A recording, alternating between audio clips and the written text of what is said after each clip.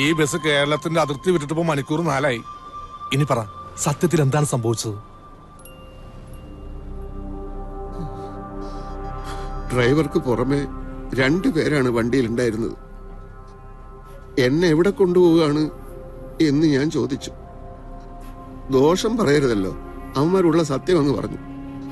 കൊന്ന് കൊക്കയിലെറിയാൻ കൊണ്ടുപോവാടാ നായെ എന്നൊരുത്തൻ. നിനക്ക് കറണ്ട് ഭാർഗവനെ നന്നാക്കണം അല്ലേടാ ചെറ്റെ എന്ന് മറ്റവൻ. ഒരു കാര്യം എനിക്ക് മനസ്സിലായി, കൊക്ക എടുക്കാറാവുമ്പോ അവന്മാരെന്നെ തട്ടും.